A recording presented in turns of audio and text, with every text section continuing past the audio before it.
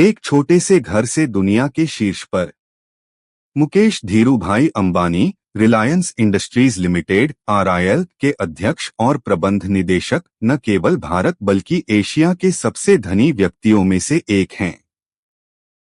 उनकी कहानी एक दृढ़ संकल्प, दूरदर्शिता और कठिन परिश्रम की प्रेरक मिसाल है।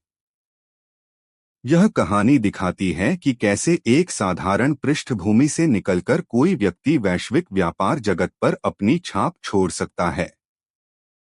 शुरुआती जीवन और विनम्र शुरुआत। मुकेश अंबानी का जन्म 19 अप्रैल 1957 को यमन के एडन में हुआ था, लेकिन जल्द ही उनका परिवार 1958 में भारत के मुंबई, तब बॉम्बे, आ गया। उनके पिता धीरूभाई अंबानी ने मसालों और कपड़ों के व्यापार से अपनी व्यावसायिक यात्रा शुरू की। परिवार शुरुआत में मुंबई के भुलेश्वर में एक साधारण दो कमरे वाले अपार्टमेंट में रहता था। एक सामान्य जीवन जीते हुए मुकेश और उनके छोटे भाई अनिल ने पब्लिक ट्रांसपोर्ट का इस्तेमाल किया और एक सामान्य नागरिक की तरह जीवन यापन किया। यह विनम्र शुरुआत उनके जीवन की सबसे बड़ी प्रेरणाओं में से एक बनी। मुकेश अंबानी ने मुंबई के हिलग्रेंज हाई स्कूल से अपनी स्कूली शिक्षा पूरी की और फिर इंस्टीट्यूट ऑफ केमिकल टेक्नोलॉजी से केमिकल इंजीनियरिंग में बैचलर ऑफ इंजीनियरिंग (बी) की डिग्री प्राप्त की।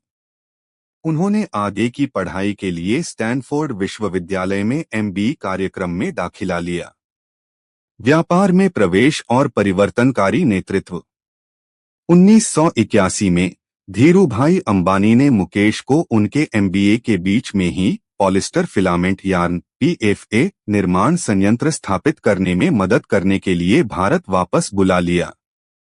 पिता का मानना था कि वास्तविक जीवन के अनुभव कक्षा में बैठकर सीखने से कहीं ज्यादा महत्वपूर्ण हैं।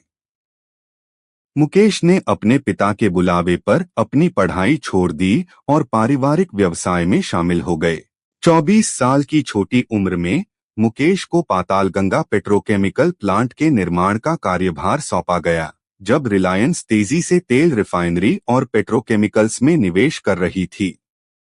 जियो क्रांति मुकेश अंबानी की सबसे बड़ी और सबसे परिवर्तनकारी पहलों में से एक रिलायंस जियो इन्फोकॉम का लॉन्च था। 2016 में उन्होंने 4G नेटवर्क और मुफ्त वॉयस कॉल और किफायती डेटा सेवाओं की शुरुआत करके भारतीय दूरसंचार बाजार को हमेशा के लिए बदल दिया। उनका उद्देश्य था कि भारत के हर नागरिक तक सस्ती दर पर डिजिटल कनेक्टिविटी पहुंचे। जियो ने देश को डेटा दारिद्र्य (डेटा पॉवर्टी) से मुक्त किया और एक डिजिटल क्रांति की शुरुआत की। जामनगर रिफाइनरी उन्होंने दुनिया के सबसे बड़े और सबसे जटिल तेल शोधन परिसर जामनगर रिफाइनरी को स्थापित करने में महत्वपूर्ण भूमिका निभाई।